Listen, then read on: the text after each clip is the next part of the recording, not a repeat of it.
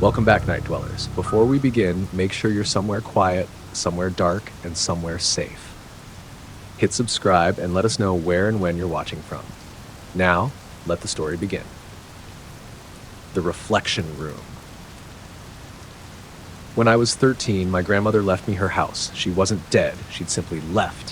One morning, she packed a bag, turned off the radio mid-sentence, and walked into the woods behind the property, barefoot, humming something no one could recognize. No one saw her again. A few weeks later, I received a letter with her signature.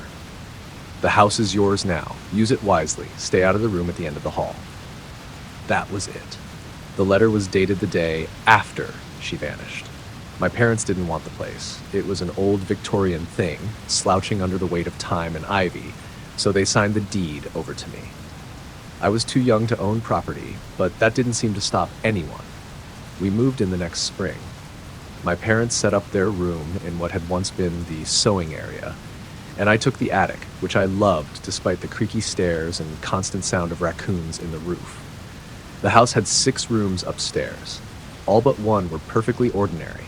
The last one, at the end of the narrow hallway, had no handle, no keyhole, no hinges, just a smooth, dark wooden surface with a single mark carved into it, a perfect circle with a dot in the center. The reflection room, my grandmother had called it.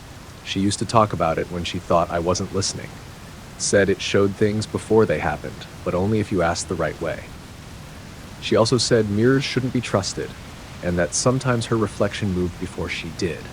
I didn't believe her, until the door opened.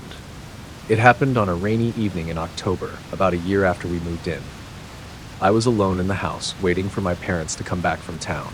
The wind howled like something alive, and the windows rattled in their frames. I passed the hallway and noticed the door to the reflection room was slightly ajar. I stopped. It had never been opened before, never budged an inch. We'd all tried at one point, even joked about calling a locksmith. But now, it was open. I should have turned away, but I didn't. Inside, the room was cold. Dust hung in the air like smoke, and the only light came from a single candle that flickered in the center of the room.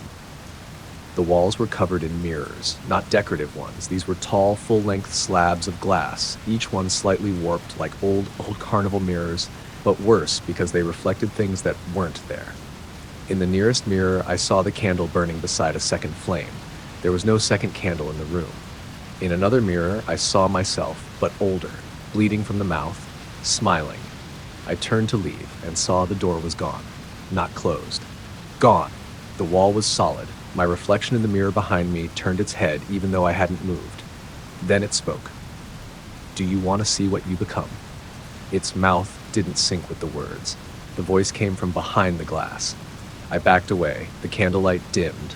The mirrors shimmered, and every reflection of me started to change.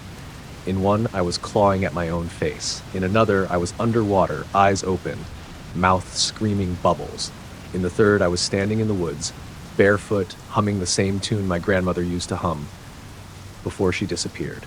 I ran to the wall, slamming my fists where the door had been. "Let me out!" I yelled. "I don't want to see anymore." A new voice whispered from all directions. "Then close your eyes." I did, and I fell. Not physically, just downward, like the floor had dropped out, and I was sinking through light and time and memory. Then, silence. When I opened my eyes, I was in bed. Morning sun on the covers, birds chirping, the door at the end of the hall was shut again. My parents claimed they never left town the night before. Said they'd been home the whole time. Said they didn't hear any storm. That there had been no wind, no rain. The reflection room stayed closed for years after that. But something changed. Sometimes my mirror would fog even when the room was cold. Sometimes I'd catch my reflection staring at me when I wasn't looking directly at it. Once I saw my grandmother in the mirror. Just for a second. She was barefoot, humming, smiling wide with a mouth that wasn't quite hers anymore. Last week the door creaked open again. No one was home but me. I haven't gone in yet, but I hear the candle flickering and the mirrors calling. I think it wants me to see again. The wrong number. It started with a phone call at 1:43 a.m. I know the exact time because I was staring at the clock, unable to sleep. The phone on my nightstand buzzed once. Unknown number. No caller ID. I hesitated, then answered. Hello? Static. faint, like the ocean inside a tunnel. Then a voice, soft, wet, barely above a whisper. You answered. I hung up. A minute later, another call. Same number, same time on the clock. 1:43 a.m. This time, I let it ring. It buzzed 7 times, then stopped. That should have been the end of it. But every night after that, at exactly 1:43 a.m., the call came again. Always the same number. Always the same silence. Until the 7th night when I finally answered again. Hello? I whispered. This time, the voice was clearer. A woman's voice, maybe, but strange, layered, like someone speaking behind glass. You let them in. Who? The call dropped. I didn't sleep. The next morning, I checked my call history. No record of it. None of them. Just blank space where the log should be. I called my provider. They said the number never existed. That night, the call didn't come. Instead, my bathroom light flicked on by itself. I live alone. I got up with a bat in my hand and checked every room. Nothing. But on the mirror, written in the stainless glass, you answered. No one could have gotten in. No signs of a break-in. Just that message. I wiped it away with a towel, and it smeared something red across the glass, like blood, but not sticky, almost oily. The next day I got a text, unknown number again. Do not ignore the next call. I threw the phone away, smashed it on the pavement outside my apartment. It still rang that night, at 1:43 a.m. from inside my bedroom drawer. I opened it slowly. My phone sat there, whole. Not cracked, not broken, buzzing. 43 a.m. I didn't answer, but something answered me. From the closet, soft tapping, 3 times. I turned on every light and sat in the middle of my apartment until sunrise. That morning, I drove out to the edge of town and bought a cheap flip phone. New number, no contacts. Left the old phone in a field. That night, it rang anyway. The new phone. Same number, same time, and now a voicemail, just 6 seconds long. The sound of breathing. Then, we see you now. I tried changing my number again. Got a landline installed. Unplugged everything before bed, it didn't matter. At 1:43 a.m., the TV turned on by itself. Static screen, a faint silhouette in the center. It leaned closer, and I swear it smiled. I unplugged the TV. It stayed on. The static whispered, "You heard us first. You are the door." I ran, checked into a hotel across the state line, paid cash, no ID, left all my devices behind. First night, quiet. Second night, peaceful. Third night, 1:43 a.m. The hotel phone rang. When I picked it up, the line was dead. But in the mirror across the room, my reflection didn't hang up. It held the phone to its ear and mouthed something I couldn't hear. I stared in horror. Then the phone on the nightstand buzzed again. A message flashed on the screen. Stop running. They're already inside. I turned. Something moved beneath the bed. The reflection smiled. My phone exploded with messages, all from the same number, flooding the screen. You answered, you answered, you answered, you let them through, you let them through, you let them through. The light flickered. The door creaked open on its own, and from the hallway something tall stepped into view, not walking, just appearing, closer each blink. Long arms, no eyes, mouth open wide enough to scream 1,000 voices. My phone buzzed once more. One final message. You are the call now. I haven't spoken since. People hear buzzing when I'm near. Radios crackle, phones die, and at 1:43 a.m. I whisper through the line, waiting for someone else to answer. Under the playground. There's an old playground behind my elementary school. The metal slide is rusted through. The seesaw is snapped in the middle. The swings don't swing anymore. They just hang limp and crooked, groaning when the wind pushes them. The teachers tell the kids not to go back there. It's fenced off now. Grass has grown over the wood chips, but everyone knows someone who's climbed through the gap in the chain link and dared to go near the merry-go-round. It still spins, even though no one touches it. I was 10 the first time I saw it move. It was after school, I'd missed the bus. My mom was late, I sat on the curb waiting, kicking gravel when I heard it. The sound of creaking metal, slow, rhythmic, turning, the merry-go-round. No one was near it, but it spun, faster and faster, then stopped, dead. I blinked and a shape was sitting on it, small, child-sized, back to me. I couldn't move, couldn't speak. I watched it slowly lift its head like it was sniffing the air. Then it turned, just enough for me to see its face. It didn't have one. Just smooth, stretched skin where eyes and a mouth should have been. I ran back into the building, crying. The teachers didn't believe me. The other kids did. Sometimes it picks one of us, a girl whispered. You saw it. That means it knows you now. I didn't sleep for 3 nights. When I finally did, I dreamed I was standing on the merry-go-round. The sky was red, the grass was black. A voice beneath my feet whispered, "Come down, come down, come down." I woke up with dirt under my fingernails and splinters in my palms. I hadn't left my bed. After that, things got worse. My dog wouldn't come near me. I'd find little piles of mulch on the floor when I woke up, always shaped in circles, and my shadow stopped matching me. Sometimes, out of the corner of my eye, I'd see it wave. I told my parents. They said it was nightmares. Too much sugar before bed. But I knew better. The merry-go-round had picked me. I wasn't the first. There were drawings in the school's storage closet, ones that teachers never took down, scribbled in crayon and charcoal, always the same image. A circle in the ground, a smiling child, a dark hole beneath the swing set, and a phrase, always scrawled in the margins, "Underneath it's hungry." One afternoon, I stayed late at school and snuck out back. The fence was bent, easy to crawl through. The merry-go-round was still. I approached slowly, heart hammering. There was something on the ground beneath it, a trapdoor. I hadn't seen that before. The metal ring was sunken, the dirt pushed away like something had clawed its way out. My hands moved without me meaning to. I grabbed the handle and pulled. It opened. A hole, wide enough for a child to slip through. The smell of earth and something wet hit me immediately. And from below, laughter. Tiny, close. I should have run, but I climbed down. The tunnel dropped into blackness. Roots clawed at my arms as I lowered myself. The air grew thick and warm. I couldn't see, but I could feel the space widen. And I wasn't alone. I heard breathing, all around me. Then, faint light, a room, carved into the earth, lined with toys, not new ones. Rusty trucks, torn dolls, stained teddy bears. And in the center, children, 10 of them, maybe more. All silent, all still. Their eyes were gone, just empty sockets. They turned toward me in perfect unison. Then from behind them something rose. Not a child, too tall, too thin. Its arms reached the floor, knuckles dragging in the dirt. It had a child's face, but stretched wrong. Mouth split ear to ear, teeth like splinters. "We missed you," it said in a chorus of children's voices. I screamed. I don't remember climbing out. I just remember waking up on the curb again. The sun had set. My mom was parked a few feet away, calling my name. She didn't believe me. No one ever does.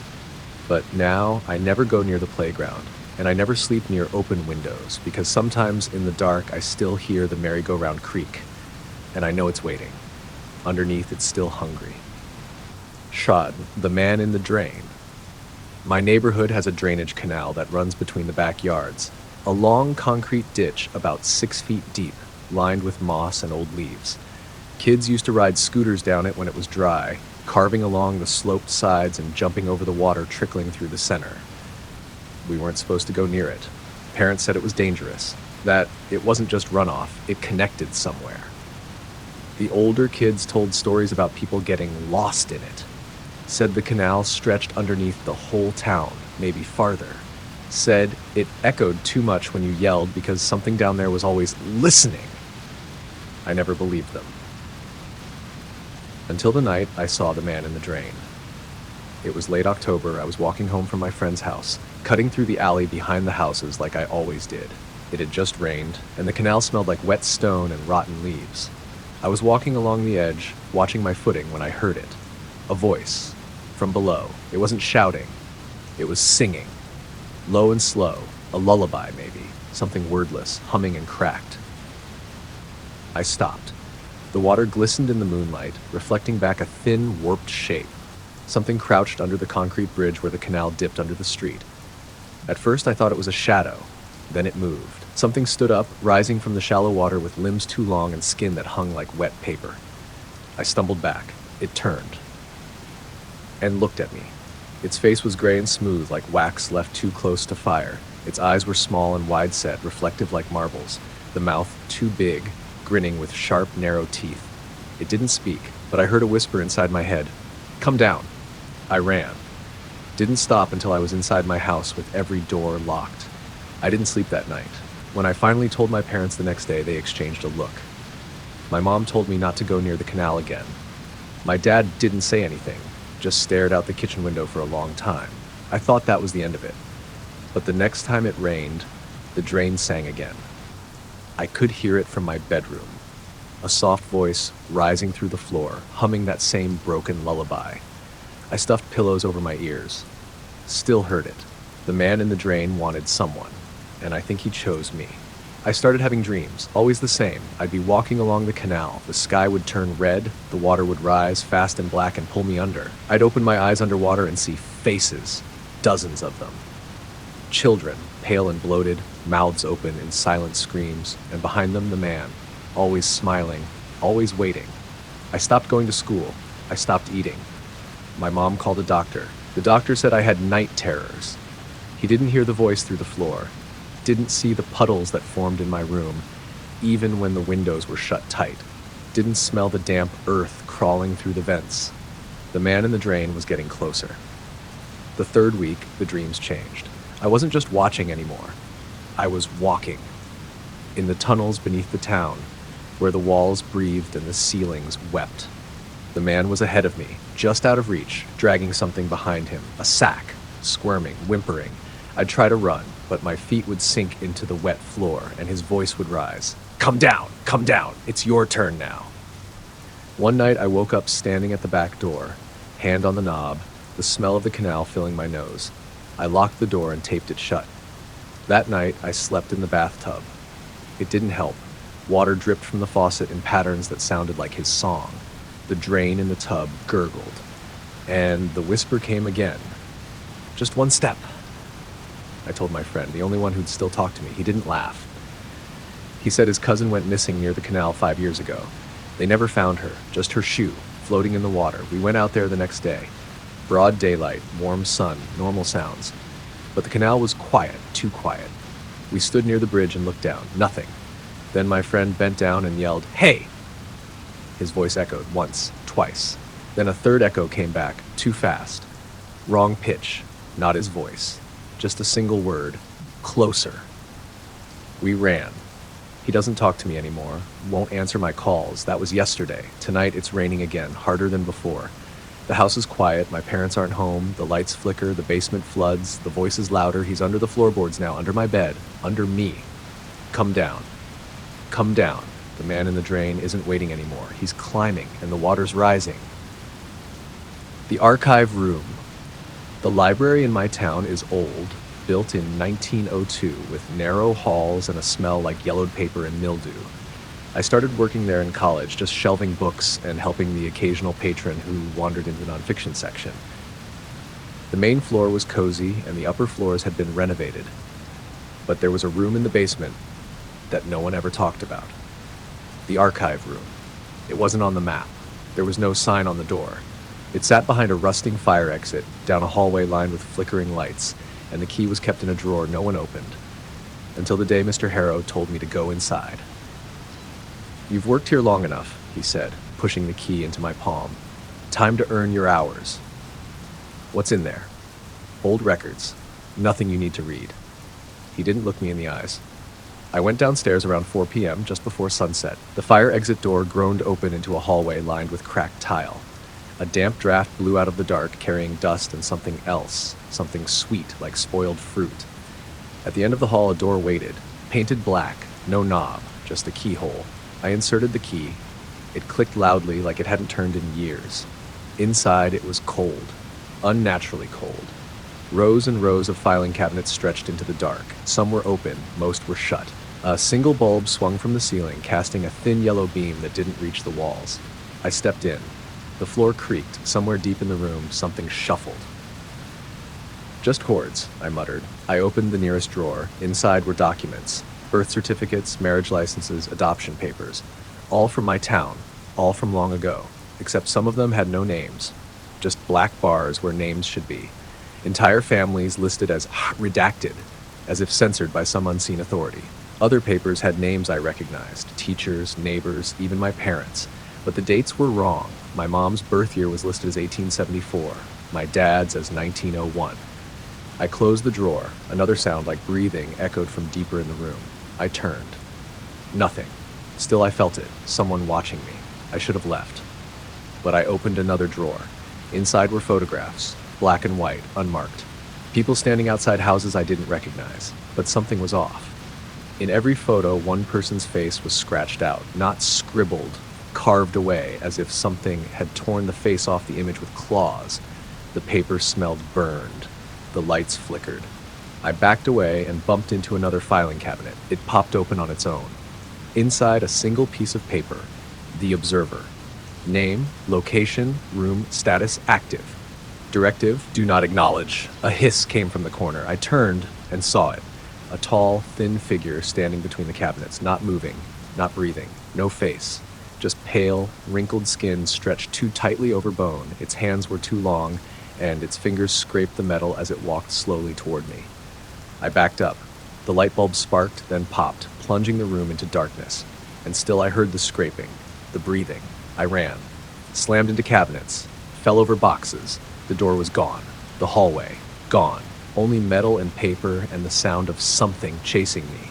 I ducked behind a row of drawers and held my breath. The scraping stopped. Then I heard it whisper, "I see you." A hand grabbed my shoulder. I screamed. And then, silence. I was in the lobby, sitting at the front desk.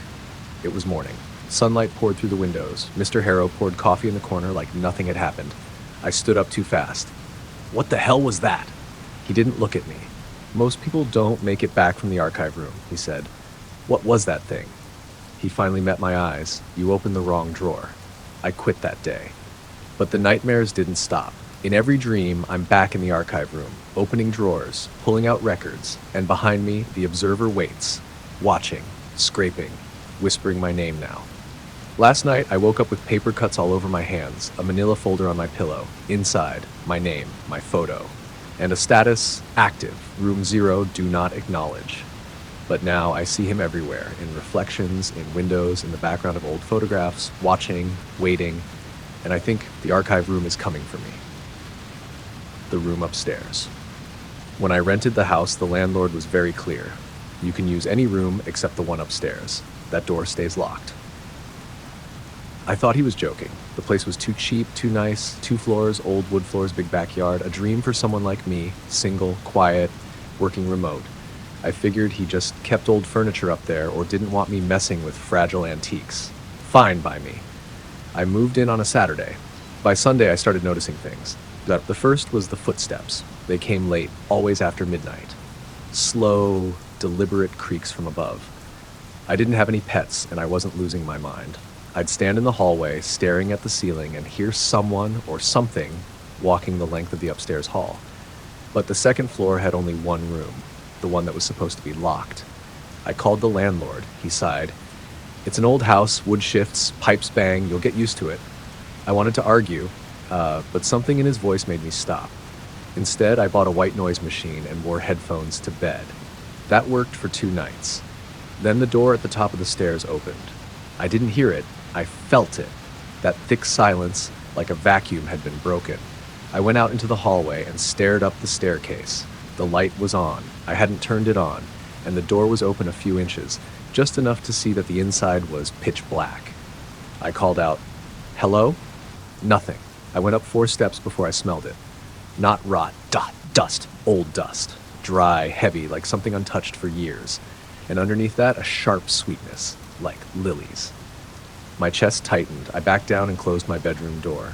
In the morning, the upstairs light was off. The door closed again. I told myself it was a dream. Until I found the photo. It was on my kitchen table. Old, black and white, curled edges. It showed the house, long ago. A woman standing out front in a long black dress. Behind her, in the second floor window, a figure, small, almost hidden. A child. I flipped the photo over, scrawled in shaky pencil, "Don't open the door, don't let her out." That night, the footsteps returned, louder now, and a new sound, humming. A soft tune like a lullaby, out of tune, off beat. It lasted for over an hour. I didn't sleep. In the morning, I called the landlord again. "She's restless," he said. She hears you living there, moving around. It's waking her up. "What the hell is in that room?" He hung up. I packed a bag. I wasn't waiting around. But when I opened the front door, the world outside was wrong. Gray. Blurry. The street warped like a melted photograph. No sound, no birds, no breeze. I stepped outside and my skin stung like the air didn't want me there. I turned back. The house behind me looked normal. Too normal. Unmoving. I ran back in and slammed the door. The lights flickered, then came the knock from upstairs. I froze, it came again. 4 soft knocks, then a whisper through the floorboards. "Please let me out." The voice was a girl's, small, frightened. "It's dark, I'm scared." I almost answered, almost believed her, but something in the way she spoke, it wasn't right. It was too measured, too rehearsed. I stayed quiet, and she knocked again. Harder this time, lights. I shoved a dresser in front of the bedroom door and sat with a knife in my lap. I don't know what I expected to do with it. At 3:13 a.m., the humming returned, the same lullaby. But this time it came from right outside my door. That was 3 nights ago. Now the lights never work. The clocks don't move, my phone shows static, and every time I blink, the door upstairs opens a little more. She's coming down soon, and I don't think she's a little girl at all. The man who watches the field. When I was a kid, my grandparents had a farm way out in the country. Quiet place, old red barn, wide porch, acres of corn that went on forever. I spent every summer there, riding rusty bikes down gravel roads and pretending the scarecrow in the east field was alive. My grandfather had one rule, though. One rule he never let me break. Don't look at the field after dark. I thought it was just an old farmer thing, superstition or something. He'd say it with that serious look, the one where you knew not to argue. So I never did. But I always wondered why. One night when I was 11, I asked my grandmother.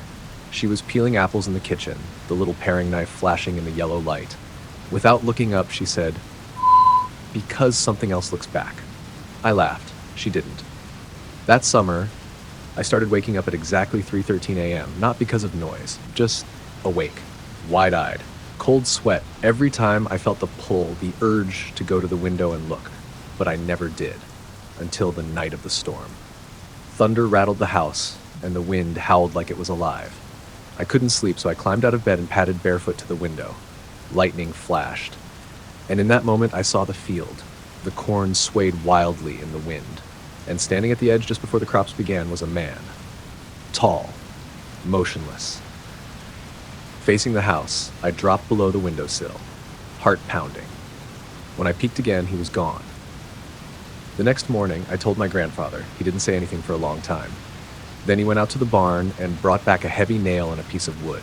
He hammered it over my window, from the outside. That night, he slept in a chair facing the back door with a shotgun across his lap. I never asked again. The summer ended. I went home. Years passed. I forgot about it, sort of. But after my grandparents passed, first her, then him, the house was left to me. I hadn't been there in over a decade, but something about it called me back. Nostalgia, maybe, or guilt, or something else. The first night I stayed there, everything felt off. The air was too still, the floorboards too loud. I didn't sleep. At 3:13 a.m. I woke up, like clockwork. The wood over the window was gone, so I looked. The field was full grown, the stalks high and thick, and at the edge, lit only by the pale moon, stood the man. Same place, same posture, like he'd never left. I grabbed a flashlight and ran out to the porch. "Hey," I shouted. The light barely reached him, but I could see his outline. Long coat, no hat, just watching. "Who are you?" No answer. The wind shifted, the corn rustled, and then he stepped backward, into the stalks. Gone. I didn't sleep. In the morning, I walked the field. No footprints, no broken stalks, no sign anyone had ever stood there. That night, I set an alarm for 3:10. I sat at the window, camera ready. At 3:13, he appeared. Flash. I took the photo, then another and another. But when I looked at the images, nothing. Just empty field. I tried video. Same result. He wasn't on the recordings, only my eyes could see him. The next night I waited again. This time, he was closer. Halfway between the field and the porch. Still not moving. Still watching. I didn't go outside. I shut the blinds and locked every door. At 3:13 the night after, he stood at the base of the steps, arms at his sides, head tilted. Like he was listening. I heard the floor creak behind me. But when I turned, nothing was there. The air smelled like soil, like damp roots, like something buried. I left the next morning, stayed with friends in the city, but even there, I woke up at 3:13 every night. And outside the apartment window, a man in a long coat stood beneath the streetlight. He doesn't come every night, only when I look, only when I think about him. But now I can't stop. I see him in reflections, in windows of passing cars, in the backs of crowds always facing away. My phone rings at 3:13 a.m., blocked number, always silence on the line, and I know one day I'll open the door and he'll be standing there. Closer than ever, because he never stops watching, and I was never supposed to look back.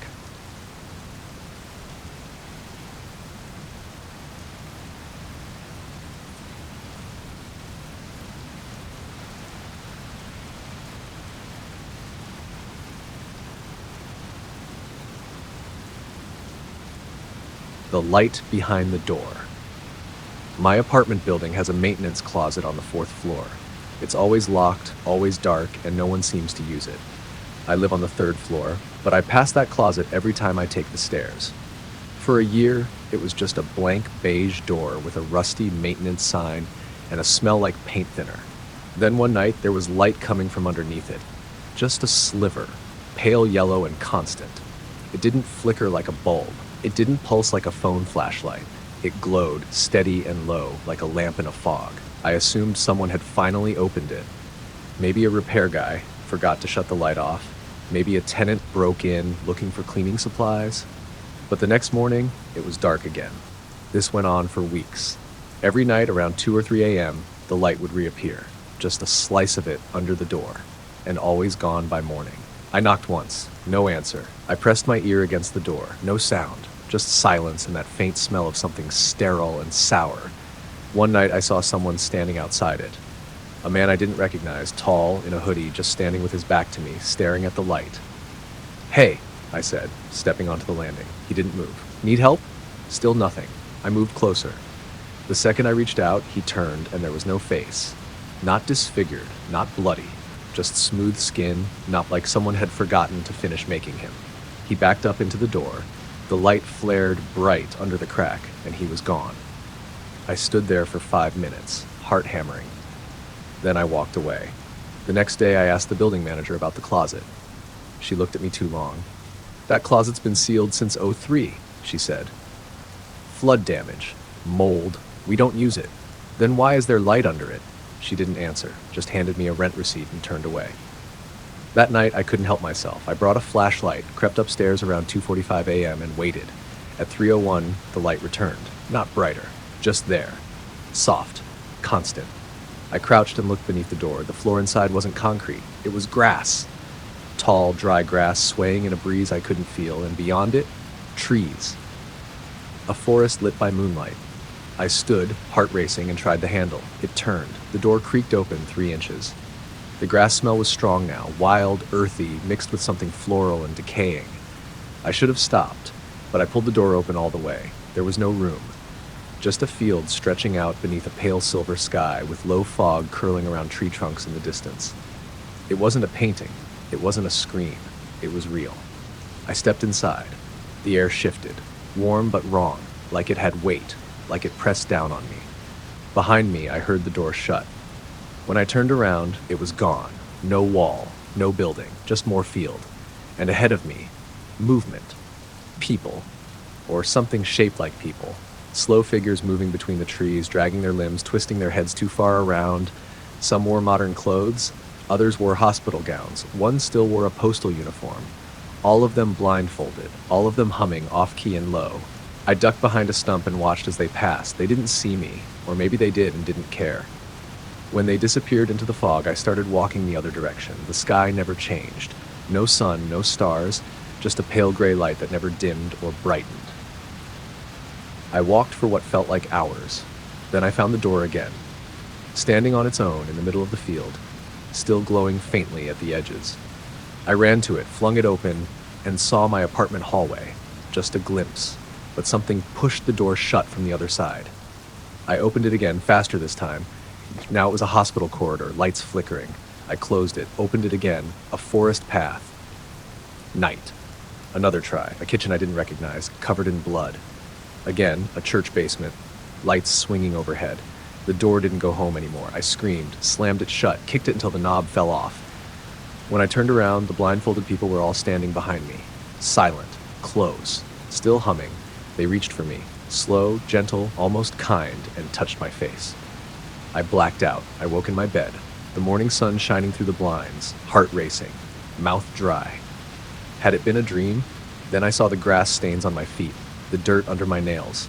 I ran upstairs. The maintenance door was sealed shut, padlocked, chained. The light never returned. That was 3 nights ago. Now every door I pass flickers light beneath it. Elevator doors, closet doors, bathroom stalls. I hear humming in the walls. And when I sleep, I see that field again. I think the door followed me back, and someday soon it's going to open again. Static channel. I found the TV at a thrift store downtown. Boxy old thing, gray plastic frame, rabbit ears, manual dials. $10 even. The cashier didn't say a word when I paid, didn't even look me in the eyes. I don't know why I bought it. I don't watch much TV. I just felt like I should. The moment I plugged it in, it turned itself on.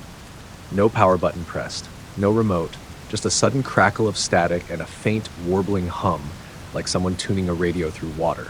No image, just swirling black and white. I turned the dial, click, click, click, but every channel was the same. Static. And beneath it, soft whispers. At first, I thought it was feedback or interference, but when I listened closely, I could almost make out words. He sees you now. Don't blink, behind the couch. I laughed nervously. Maybe it was a prank, some old broadcast tape trapped in the wiring.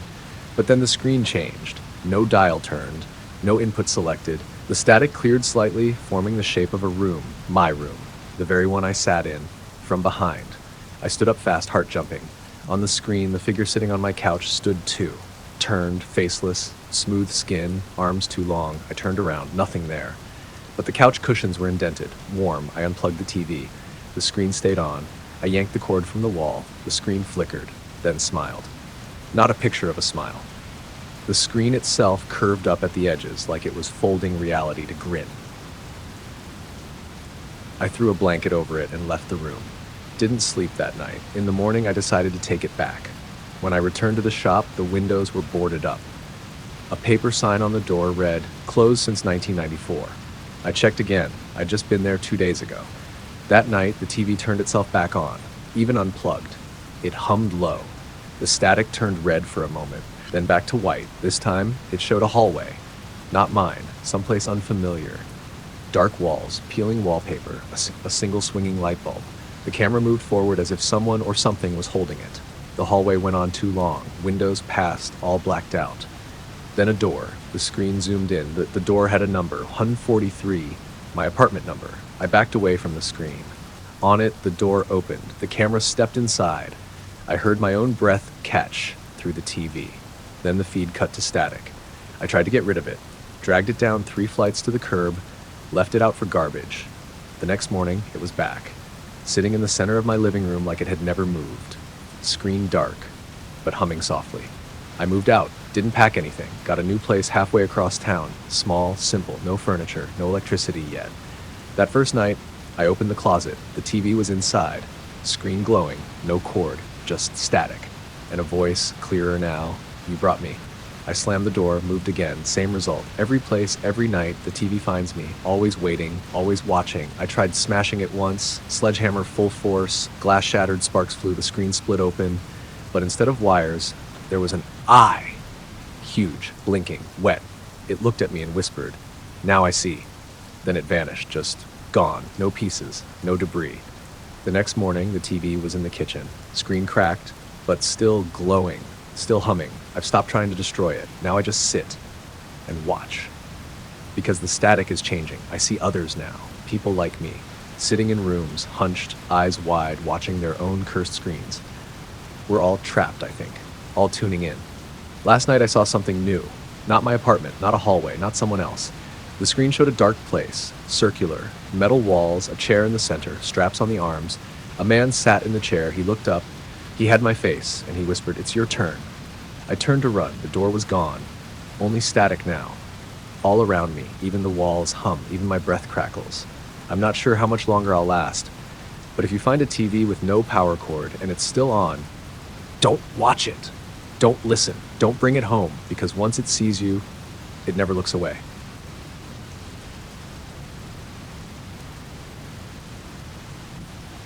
The cold spot. The apartment had a cold spot, not like a draft or poor insulation.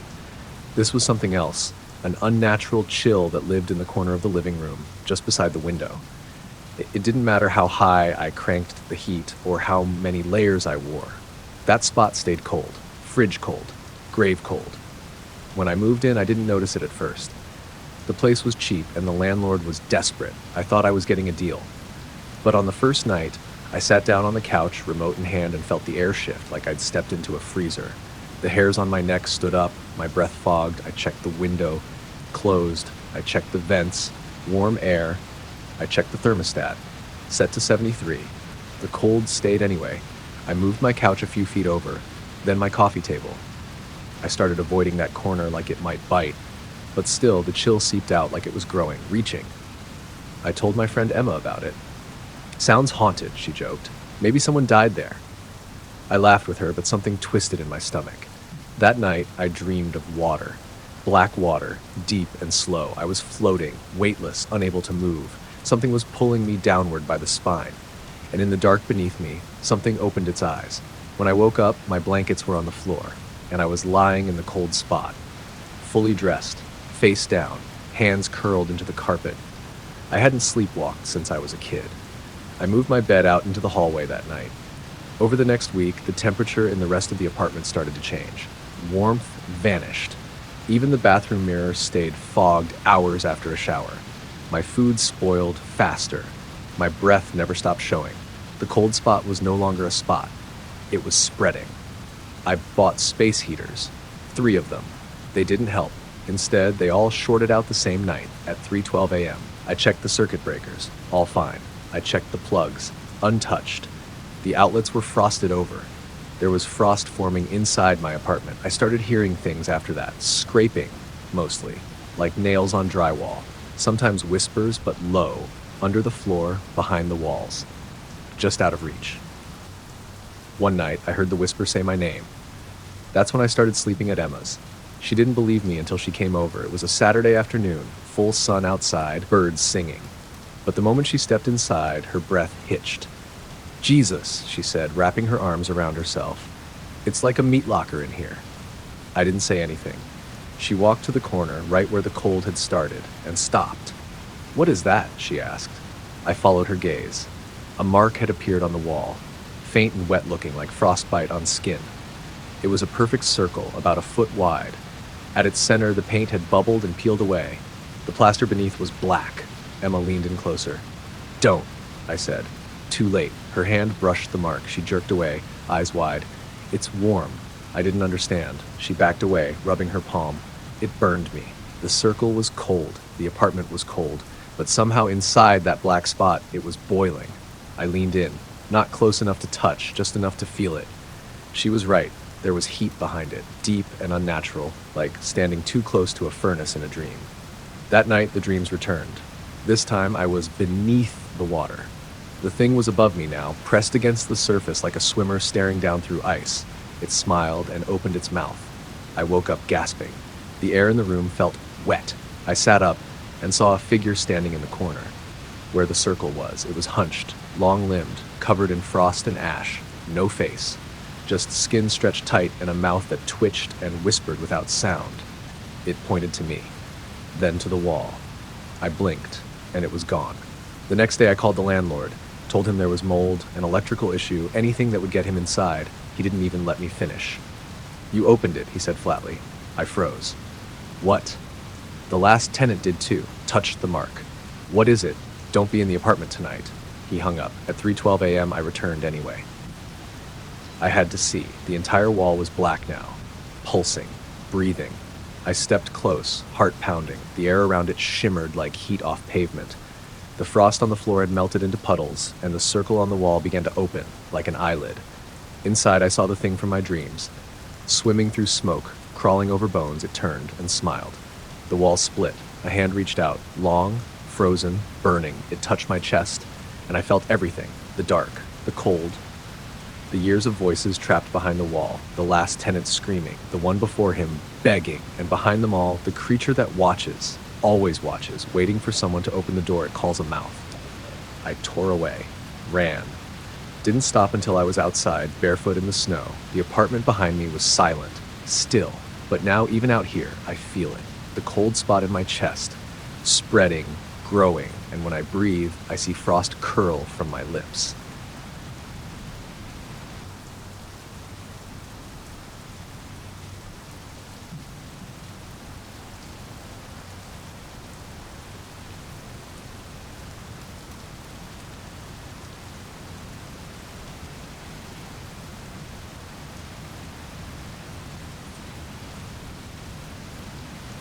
The wrong trail. The trail wasn't on any map.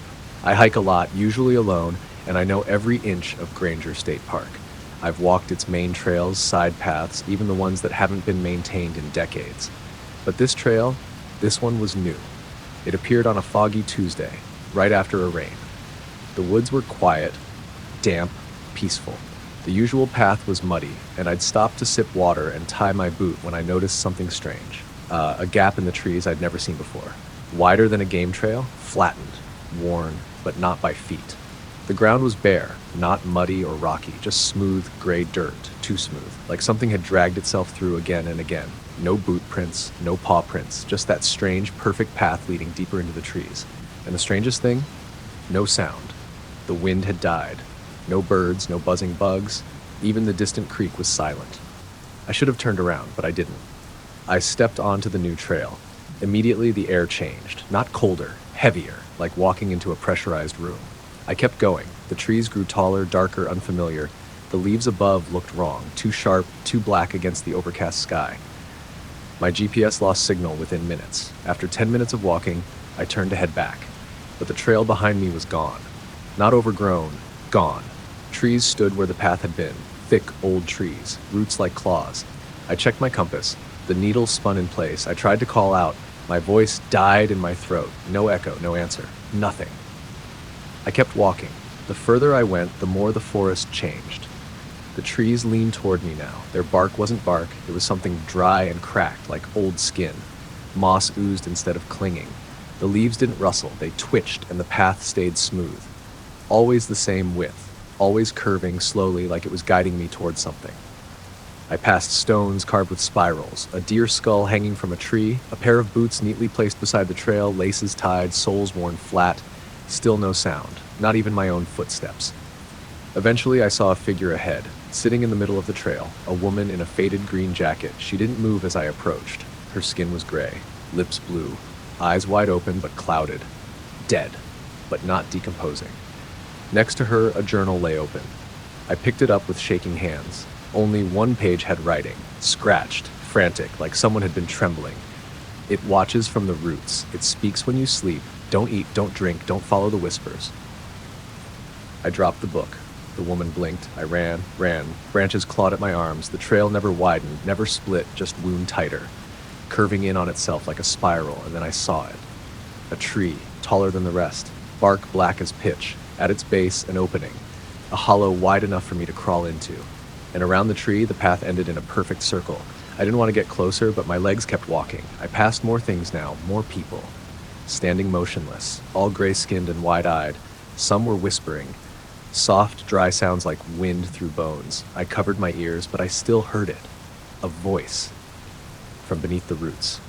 You've walked too far, you look too long. You belong to the path now. I tried to scream, my jaw locked. My hands curled into fists, and the people turned, all of them, turned to look at me, their mouths opened, silent screams, and they moved. Fast, too fast. I ran toward the hollow. The voice rose. We are hungry. I dove into the tree. Inside it was warm, sticky. The walls pulsed. I crawled through the tunnel of roots and rot, and the voice grew louder, clearer. Your trail ends here. When I emerged, I was in my apartment, covered in mud, bleeding from my palms. The GPS was shattered, phone dead.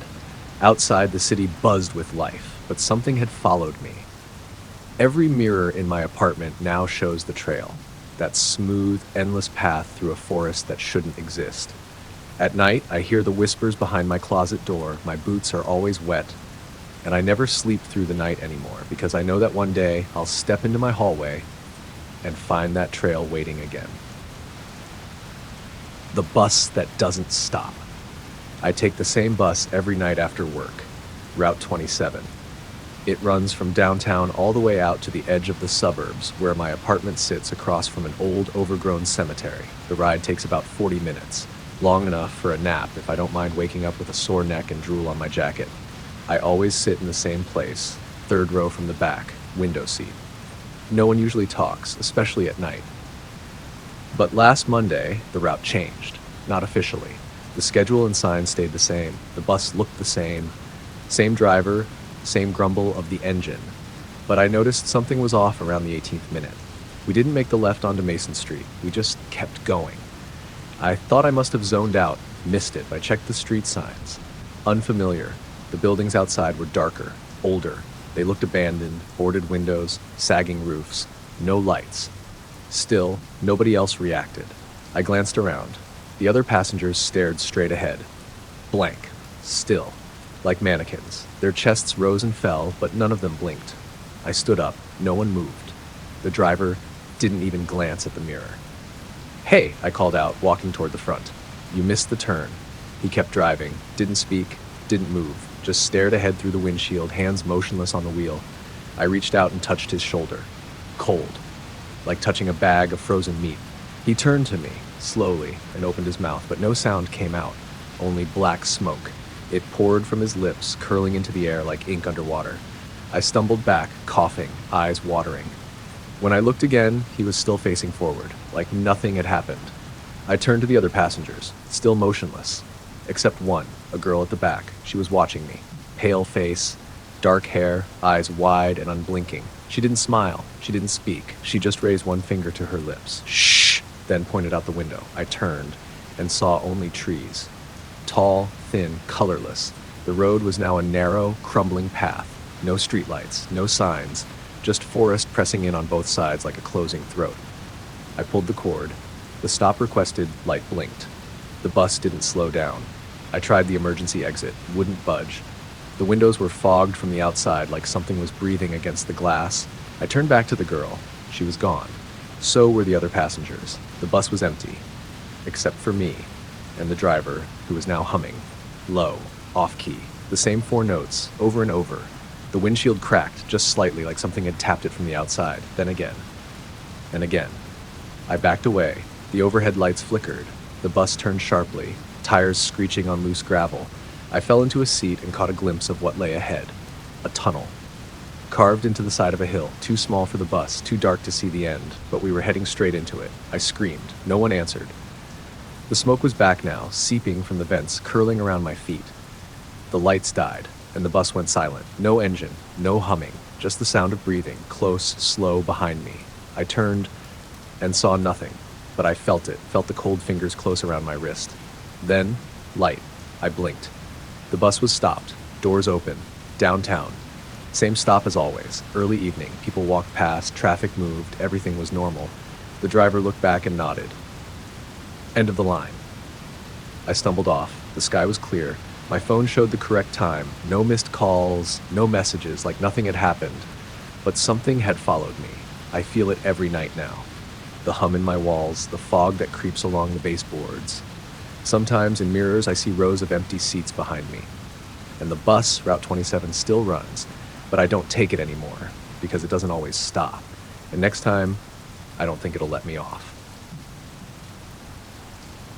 The bus that doesn't stop. I take the same bus every night after work, Route 27. It runs from downtown all the way out to the edge of the suburbs where my apartment sits across from an old, overgrown cemetery. The ride takes about 40 minutes, long enough for a nap if I don't mind waking up with a sore neck and drool on my jacket. I always sit in the same place, 3rd row from the back, window seat. No one usually talks, especially at night. But last Monday, the route changed, not officially. The schedule and signs stayed the same. The bus looked the same. Same driver, same grumble of the engine. But I noticed something was off around the 18th minute. We didn't make the left onto Mason Street. We just kept going.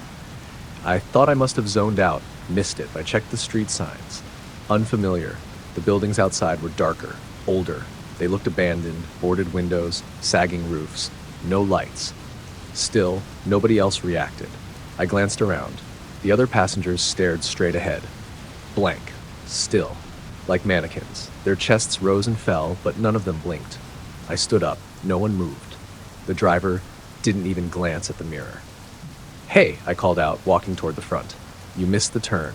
He kept driving, didn't speak, didn't move, just stared ahead through the windshield, hands motionless on the wheel. I reached out and touched his shoulder. Cold. Like touching a bag of frozen meat.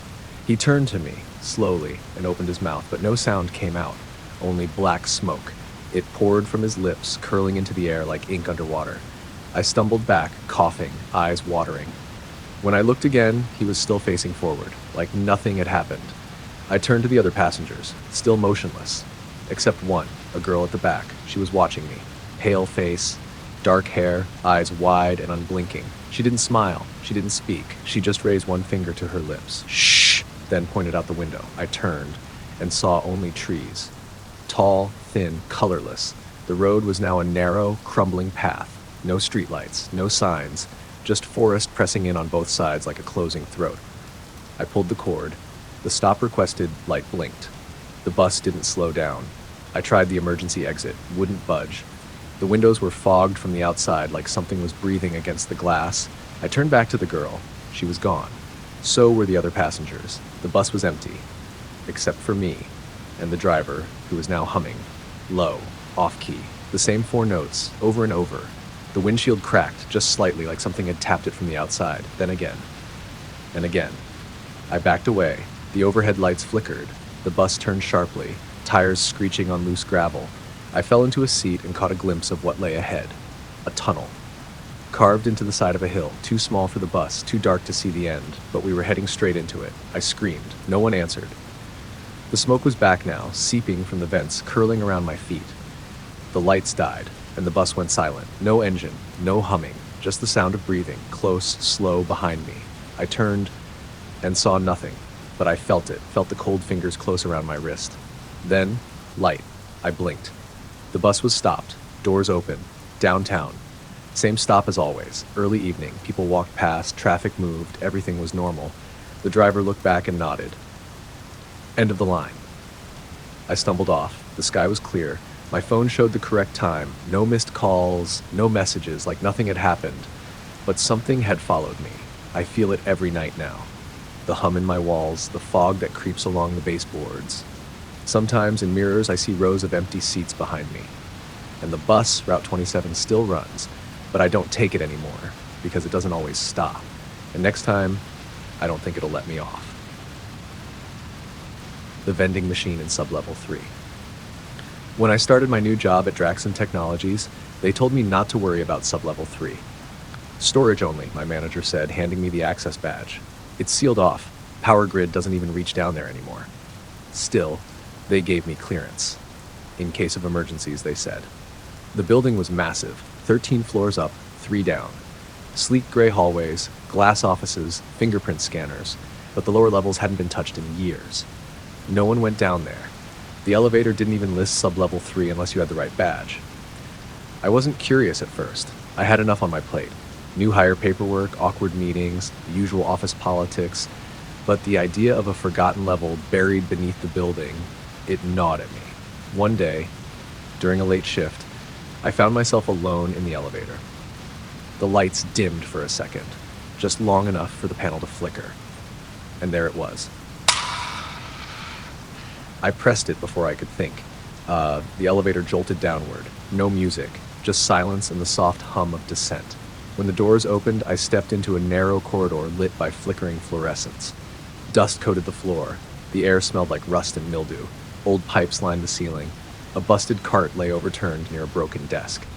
Filing cabinets leaned sideways like they were trying to fall over. And at the far end of the hallway, glowing faintly, stood a vending machine. Bright red, stocked full, lit like it was brand new. It didn't belong. Everything else down there was rotting or rusted, but the vending machine hummed clean and strong, like it had been installed yesterday. The keypad glowed soft blue. The rows were full of snacks, chips, chocolate, bottled drinks, but none of the labels were familiar. No brand names, just things like Crunch Vale, Needle Pops, Meat Sugar, Water Real. I stared, uncertain. Curiosity won. I pulled a crumpled dollar from my pocket and fed it into the slot. The machine beeped, pleasant, musical, and accepted it. I pressed B2, curious what Meat Sugar was. A bottle dropped into the tray. Cold. No label.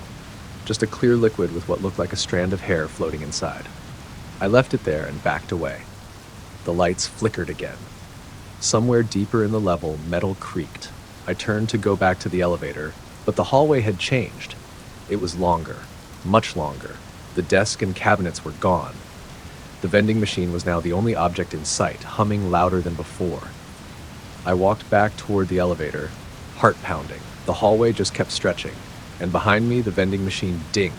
A second snack dropped. I hadn't pressed anything. I kept walking. After what felt like 10 minutes, the elevator doors finally appeared. I jumped in, hit the button for the lobby, and didn't breathe until I reached the top. When I checked my phone, 37 minutes had passed. I'd only been gone a few. Back at my desk, everything felt wrong. The lights were too bright, people's smiles too wide, their eyes lingered a second too long. I went home early. That night, I dreamed of the vending machine. Rows and rows of it, stretching into the dark, each one stocked with jars. Inside the jars, eyes all blinking in unison. The next day, I asked my manager about sub-level 3 again. She blinked slowly. "We don't have a sub-level 3. "Yes, we do. I used my badge." "The vending machine." Her smile widened. "Maybe you were dreaming." She walked away. Later that night, I checked my jacket pocket. The bottle I thought I'd left behind was there. Still cold, still sealed, still full of that clear, hair-stranded liquid. I threw it in the trash. The next morning, it was on my nightstand. Label gone, but now etched in the glass, "Drink me." I flushed it down the sink. The drain coughed once, then hissed. That night, I heard the vending machine humming. From my closet, I opened the door, nothing there, just darkness and the faint smell of rust. I'm writing this now from my car. I haven't been home in 2 days. Every screen I pass, billboards, phones, ATMs, they flash strange codes, like vending machine inputs. Drink. I think I opened something I wasn't meant to. And now I see it everywhere, bright red, humming softly, waiting for me to make another selection. But I won't, because the last time I blinked, my fridge tried to take my dollar. The house that whispers. They told us not to buy the place.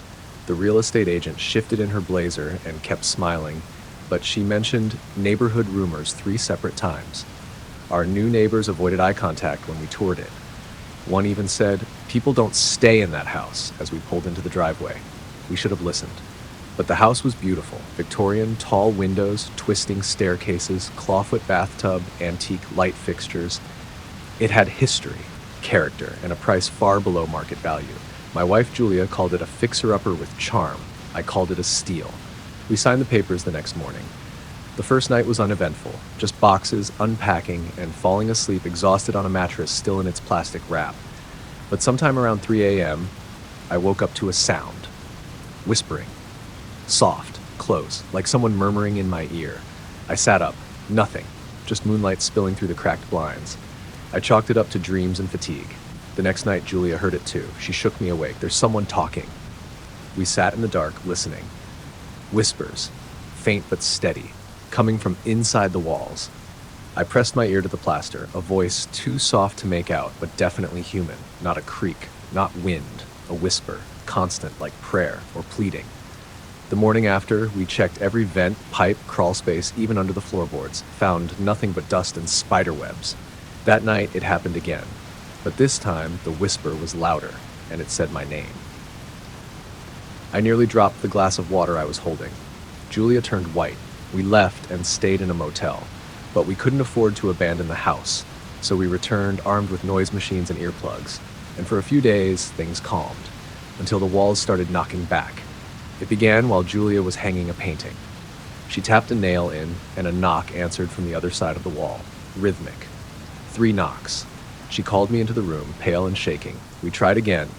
1 tap, then 3 knocks. I pressed my palm to the wall. The surface felt warm, almost like skin. That night, the whispering started earlier, right after sunset. The voice was louder now, not muffled, not distant. It came from the baseboards, the outlets, even the drains. I could almost understand it now. "Let us in." We tried to record it. Nothing played back but static. We invited a priest. He left within 15 minutes, eyes wide, muttering a prayer under his breath. We tried sleeping in different rooms. Didn't help. The whispering followed. Then the footsteps began. Heavier than ours.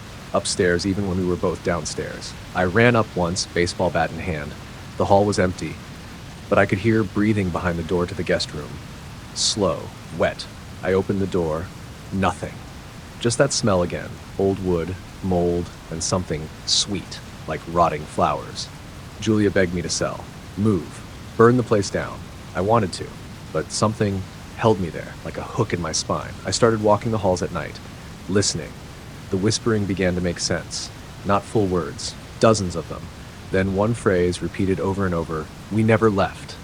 I found a journal in the attic 2 days ago, covered in dust, wedged behind a rotting beam. Inside were pages of cramped writing, descriptions of noises, whispering, breathing, knocking, and names, the same ones I'd been hearing.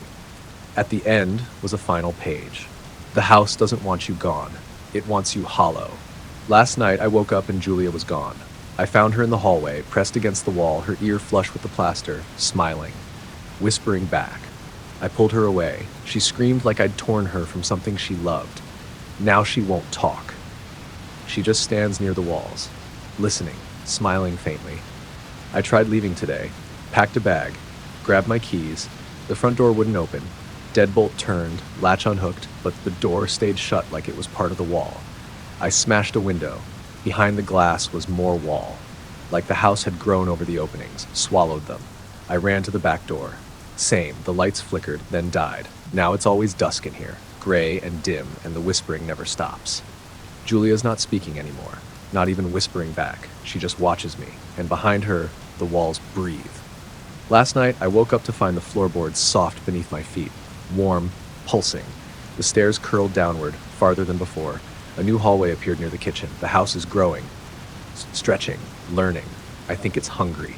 Today I found my own name scratched into the wall beneath the staircase. Under it, he's ready. If you find this, don't come looking.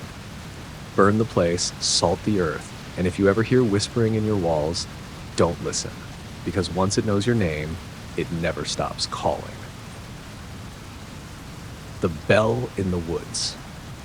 When I was a kid, my grandfather warned me never to follow the sound of the bell. We'd go walking through the woods behind his cabin, miles of pine, oak, and moss, untouched and ancient.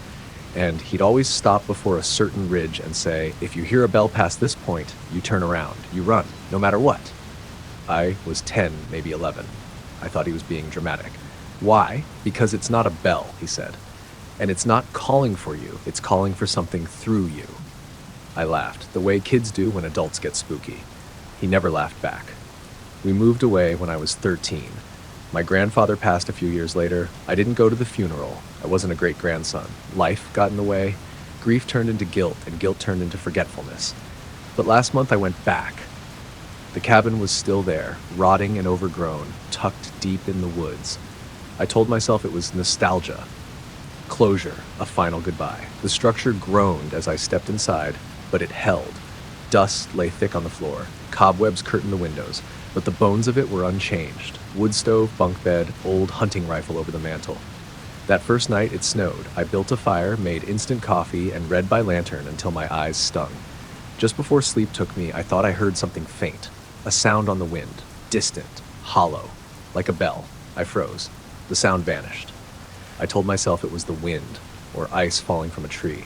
I buried myself in my sleeping bag and dreamed of nothing. The next day, I hiked out to the ridge. The forest was still beautiful, still quiet, still vast. But when I reached the ridge, something about the air changed. It felt thinner, sharper, and I remembered his warning. If you hear a bell past this point, I almost turned back. But curiosity dug in. I crossed the ridge. Nothing happened. No thunder, no lightning, just more trees, more snow, more silence. Then the bell rang. Closer this time. 3 notes, soft and old, echoing between the trees like wind chimes heard underwater. I stood perfectly still. The bell rang again, and this time I saw something move. Between the trees, a shadow, tall, thin, walking slowly. I called out, reflex, stupidity, maybe both. The thing stopped, turned, and vanished. I should have run. Instead, I followed. The bell rang again, just ahead. Each chime pulled me deeper into the forest, into places that felt wrong. Trees bent toward the path, like listening. Snow didn't crunch beneath my boots. It seemed to swallow the sound entirely. Eventually, I found the source, a clearing. In the center, a bell hanging from a crooked wooden frame. It looked ancient, iron, rusted, but no rope, no clapper. Yet it rang again as if moved by invisible hands, and beneath it, half buried in the snow, something moved. I approached slowly. It was a man, or what had once been one, wrapped in torn clothes, skin gray, eyes sunken, mouth sewn shut with black thread. His chest rose and fell in jerky motions like he was being breathed for, and in his hands, cupped like an offering, lay a small silver bell. It wasn't ringing, but I could feel it humming through my bones. I backed away. The man's eyes snapped open, and the bell in his hands rang once. My ears filled with rushing wind. My vision swam. When I opened my eyes, I was lying on the ground at the edge of the clearing. The bell was silent, the man was gone, and footprints my own led back toward the ridge. I ran, didn't stop until I reached the cabin, slammed the door, and pushed the old dresser in front of it. The bell didn't follow. But that night, I couldn't sleep because something was moving outside, circling. I heard whispers through the wood, low and rhythmic like a chant. And once, the sound of the bell. Just one note. The next morning, I packed to leave, but when I stepped outside, my footprints from the day before were gone. The snow was undisturbed, except for one set of prints leading up to the door. Large, deep, hoofed. I didn't follow them. I left the forest, found the trail, and didn't look back. Now I'm home. But every night since, I hear it. Faint, distant, a bell ringing just once, always at 3:13 a.m., and outside my window, no matter where I am, fresh hoofprints in the snow. The man at the end of the hall. The apartment complex was nearly empty when I moved in. Just me, an old woman on the second floor, and the building manager who lived somewhere behind the office. The rent was cheap, the place was clean enough, and it beat the overpriced boxes downtown. But there was something strange about the third floor. It had only one apartment, 3A. A single door at the end of a long, windowless hallway. The manager, Mr. Felder, told me to ignore it. No one lives there, he said. We keep it locked. Structural damage. When I asked why it was still on the lease listings, he smiled too wide and changed the subject. I didn't push. But on my third night, I heard footsteps from above. Heavy, deliberate. They moved from one side of the ceiling to the other, paused, then returned. I live in 2A, directly below 3A. At first, I thought it might be Mr. Felder checking something out, but when I asked him the next morning, he just blinked slowly. You must have been dreaming, he said. No one's been up there in years. I let it go, until I started seeing the light. Late at night, always after 1 a.m., a dull yellow glow would leak from under the door of 3A. I'd pass it coming back from a night shift, and there it would be, spilling faintly onto the grimy hallway carpet. I knocked once. The light went out instantly. 2 nights later, I woke to the sound of knocking. Not at my door, at my ceiling. Sharp and steady. 3 knocks, pause, 3 more. I couldn't sleep after that. I bought earplugs, started keeping the hallway light off at night. But curiosity festered. One evening, after a long shift and 2 glasses of wine, I decided to try the door. I crept up the stairs around midnight. The hallway was still. No light, no sound. I touched the doorknob, warm. Not like body warm, more like metal left out in the sun. I turned it, unlocked.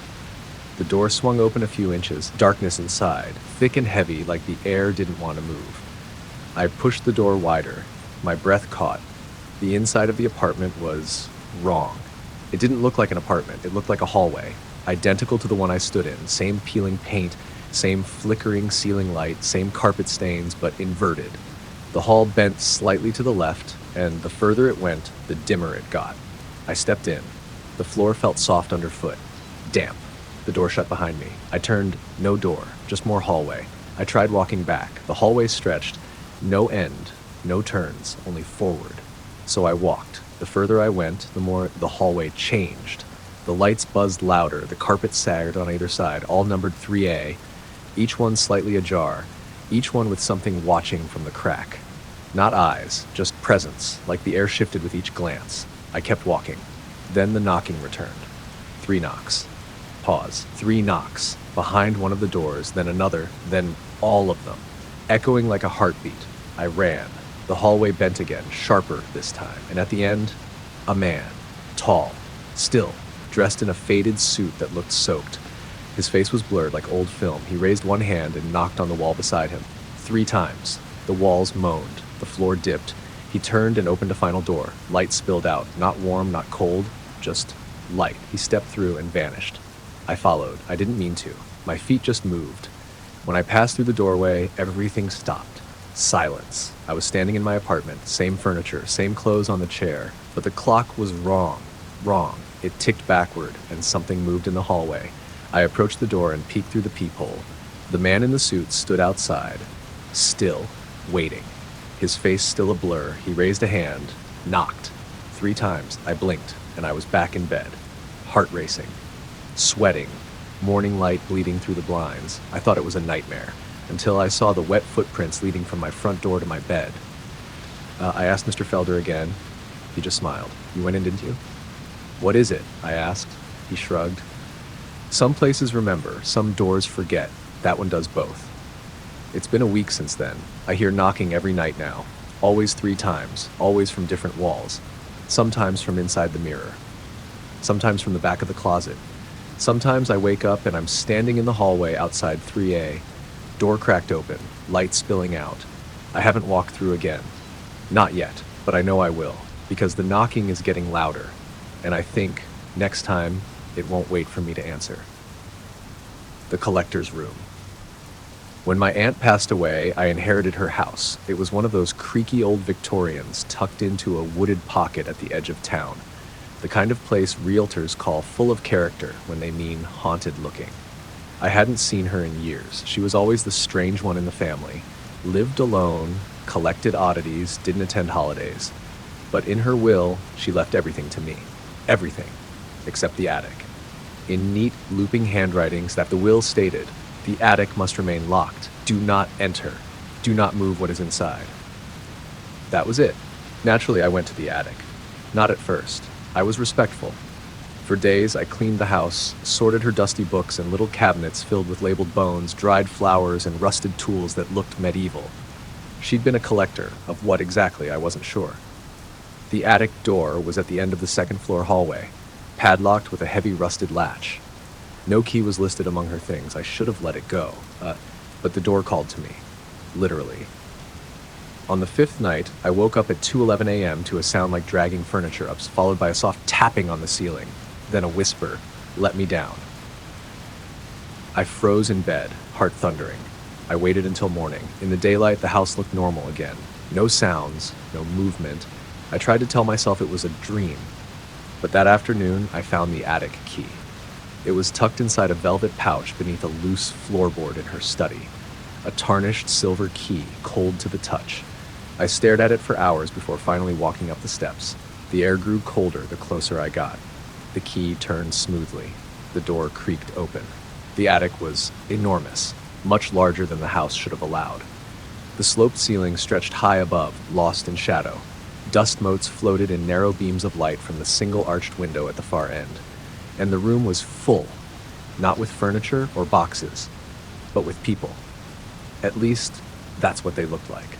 Dozens of figures standing in rows, not moving. Some were tall, some small. All were dressed in old clothes, Victorian suits, faded dresses, tattered uniforms, and all were utterly still. Their skin was grayish, waxy. Their eyes, if they had any, were glassy and dead. Mannequins, I told myself, lifelike, yes, but just mannequins. Until I stepped too close to one and it turned its head, barely, to look at me. I stumbled back. Fell. The rest of them didn't move. Just that one, watching. Its mouth opened and whispered, "Thank you for letting us breathe." I slammed the door and locked it again. I didn't sleep that night, or the next. The noises got worse, pacing above, whispers, weeping. Once, laughter. I tried to leave. Packed a bag. Got in the car. But the road twisted the wrong way. Every turn brought me back to the house.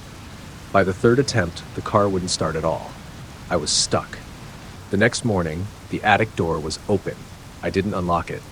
The mannequins were in the same positions, except 3 were missing. I searched the house, every room, nothing, until I opened the hall closet and found one standing there, arms at its sides, facing the door like it had been waiting. Its glassy eyes were weeping blood. I pushed it over and ran, but when I turned around, it was gone. Back upstairs, I found it standing outside the attic again, back in place, like it had never moved. Now, every time I blink, they're closer. There are more of them now. Some look like people I've seen in town. Others have faces I recognize from old photo albums, family members long dead standing in the shadows of my memories. Last night, I woke up to one standing at the foot of my bed. It whispered, "We remember being real." I don't know what my aunt did, what she collected, how she preserved them. But I think the attic was a prison, and I opened the door. Now they move freely at night.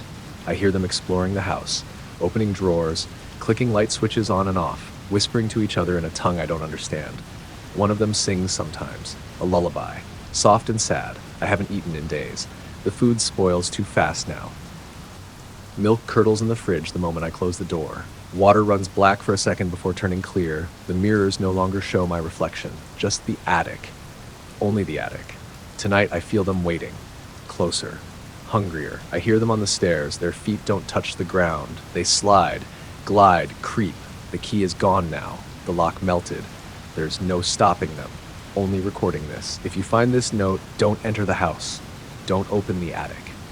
Don't look them in the eyes, because the moment you see them, they remember you, and they collect you in return.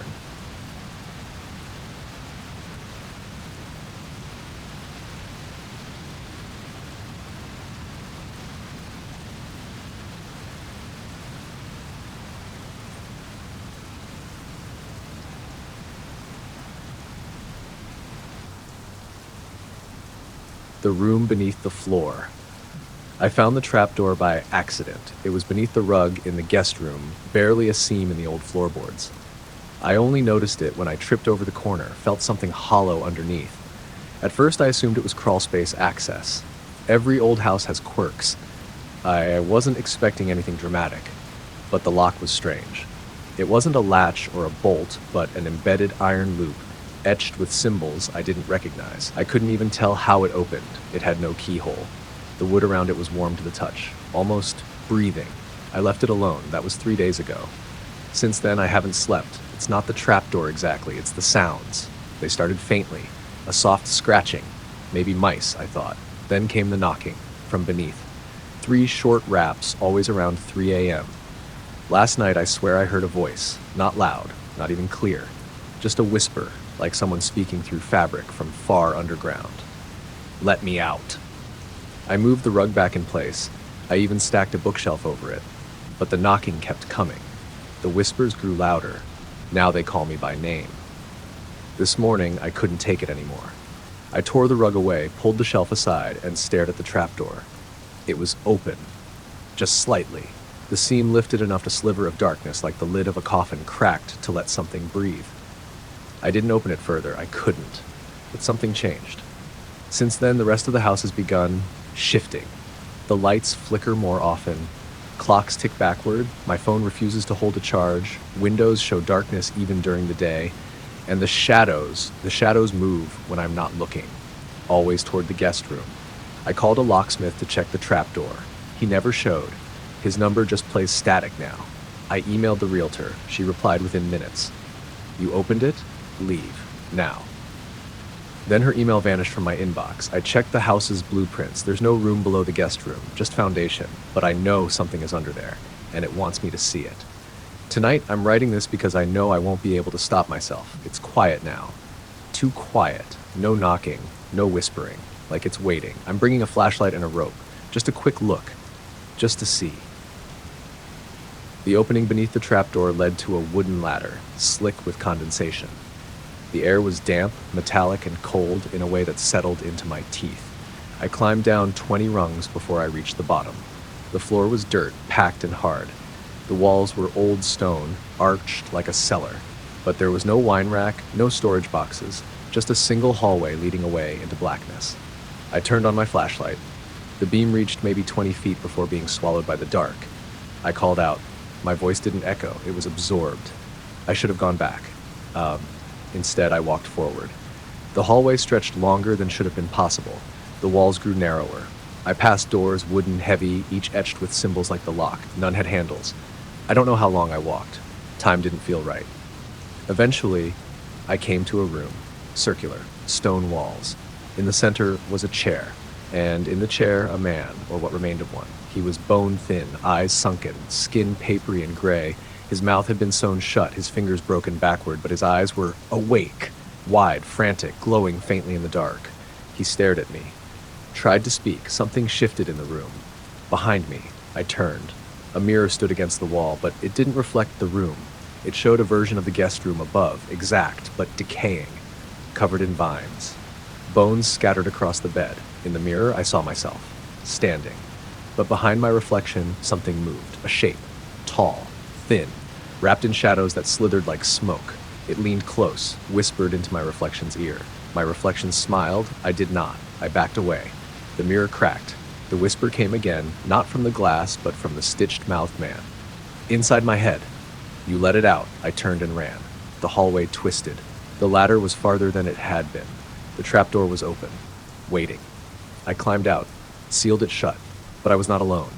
Now, when I walk past mirrors, I don't always see myself. Sometimes I see the guest room in the mirror's background, rotting, pulsing, deeper than it should be. Sometimes I see the man in the chair staring up at me. Sometimes I see me, smiling when I'm not. The trapdoor is gone now. Floorboards seamless, no sign it was ever there. But at 3 a.m., I still hear knocking, and tonight the voice whispered something new. It's upstairs now. Thanks for watching. If you made it this far, you're braver than most. Don't forget to subscribe, leave a comment with where and when you're watching from, and whatever you do, don't answer if something knocks 3 times. Sleep tight.